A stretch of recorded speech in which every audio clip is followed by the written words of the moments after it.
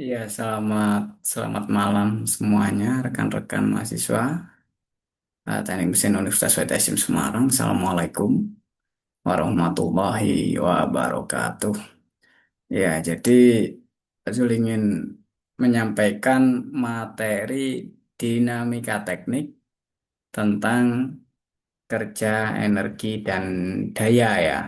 Oke, ini Pak Zul share screen dulu. Ya, sebelumnya Pak Zul sampaikan selamat belajar ya. Jadi untuk teman-teman kelas B, kelas daring, Pak Zul buatkan rekaman saja. Nanti bisa dibuka di Google Drive ya. Kemudian atau nanti bisa juga di YouTube ya. Ini tentang kerja, energi, dan power.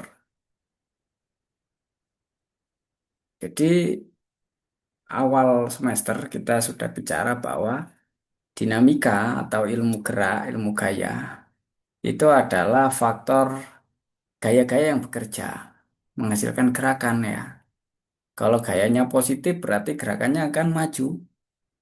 Kalau gayanya negatif akan berhenti, rem ya. Maka work energy dan power ini adalah kelanjutan dari gerak kerja tadi.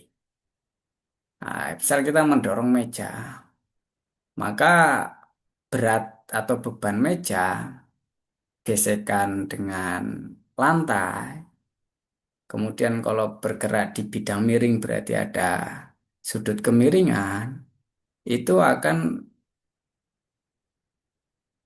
menyedot energi sehingga kita punya tenaga yang kita perlu keluarkan untuk mendorong meja tersebut.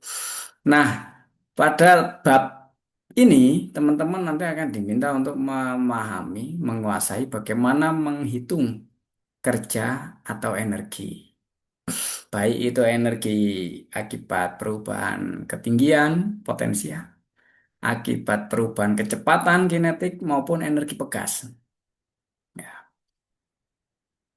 Kemudian juga ada faktor energi pada bidang gerak yang berbeda, bidang lurus maupun bidang putar. Kemudian setelah itu nanti teman-teman akan diminta untuk menguasai atau mempelajari bagaimana menghitung power, daya, dan efisiensinya. Ini contoh dari lanjutannya tadi ya, catatan kelas A, bahwa kita punya suatu mobil, kendaraan ya. Nah ini dia.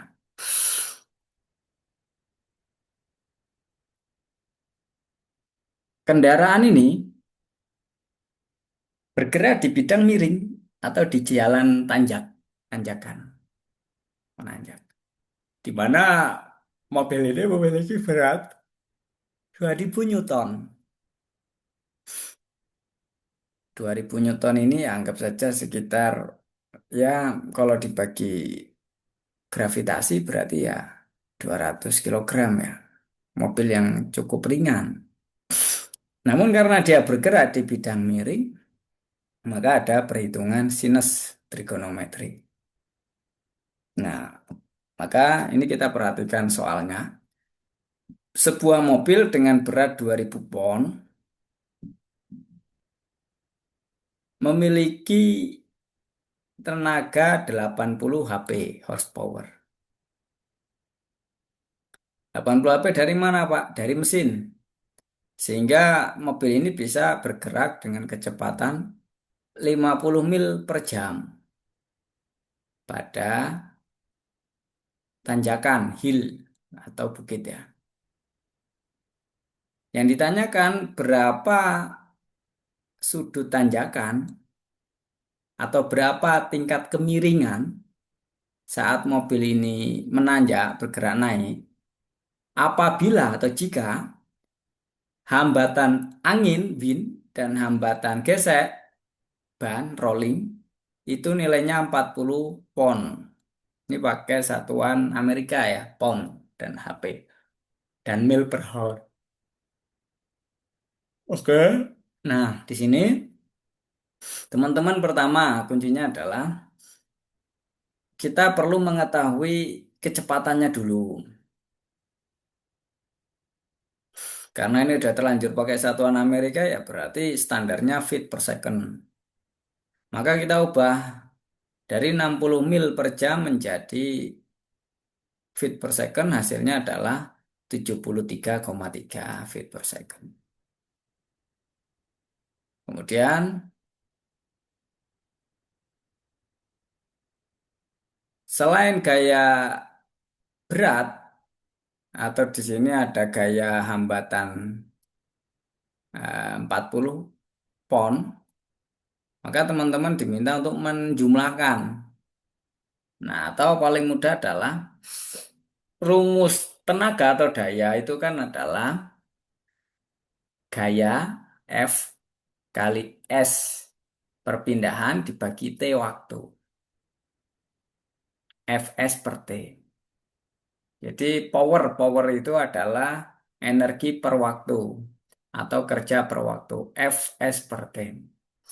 Nah, F-nya kan ada dua tadi ya. F akibat hambatan 40 pon, angin dan gesekan. Kemudian F beban yang dibawa mobil dengan kemiringan tertentu, sudut miring. 2000 pon sin theta. Nah, kemudian S-nya berapa? S-nya adalah perpindahan. Loh, Pak, perpindahannya 73,3 feet dari mana? Oh, di sini ada keterangan S per T itu kan sama dengan kecepatan. S per T itu sama dengan kecepatan. Maka kecepatannya 73,3 feet per second. Nah, maka dikalikan 73,3 dibagi 1 second.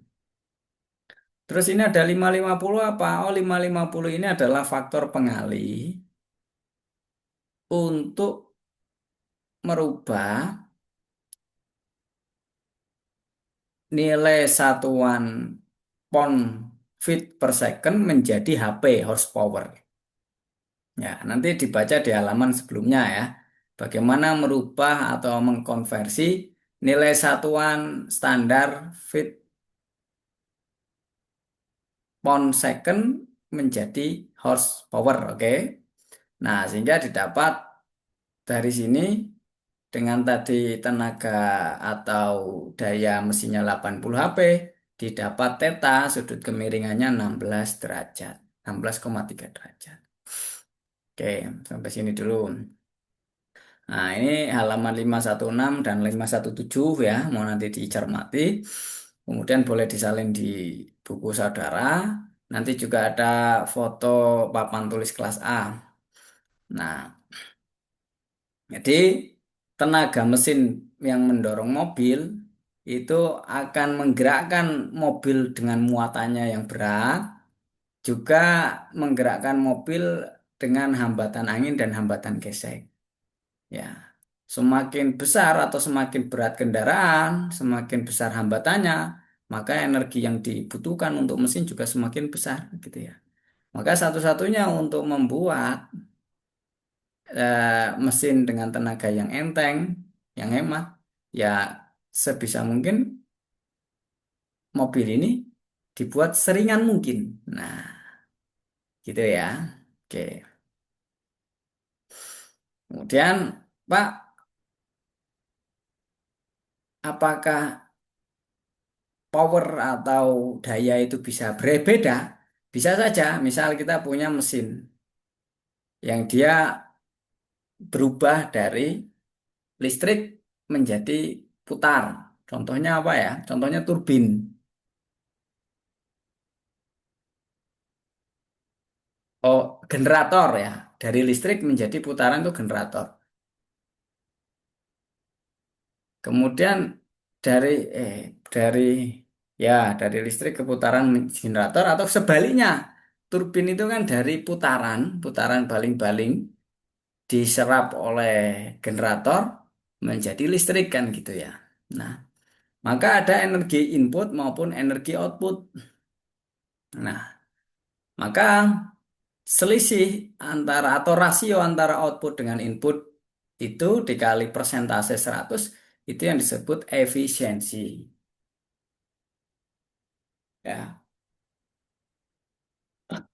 Dia ada cerita, kalau suatu mobil memiliki efisiensi 100%, di mana tidak ada gesekan, tidak ada hambatan angin, maka mobil tersebut akan mampu bergerak sejauh 450 mil per galon. Atau dalam satuan liter, 1 liter bahan bakar itu bisa bergerak sejauh 159 kilometer. Wah, luar biasa ya. Tapi kan tanpa hambatan, gesekan, dan angin kan gitu ya. Untuk menghilangkan gesekan gimana, Pak? Ya, membuat putaran rodanya itu sehalus mungkin, selancar mungkin. Dan membuat bentuk bodi mukanya itu seaerodinamis mungkin. Gitu salah satu ceritanya. Oke, itu dulu mungkin ya kuliah untuk pada malam hari ini. Saya pikir cukup. Nanti tolong dilanjutkan di catatan teman-teman. Kemudian sama dengan kelas A ada tugas yaitu bagian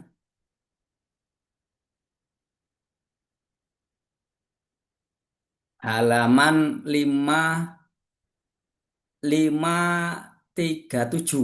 Nah, halaman 537 nomor 1491, 1492 dan 1493. Mohon dikerjakan. Itu saja. Terima kasih atas perhatiannya. Sampai jumpa kembali di pertemuan selanjutnya. Wassalamualaikum warahmatullahi wabarakatuh.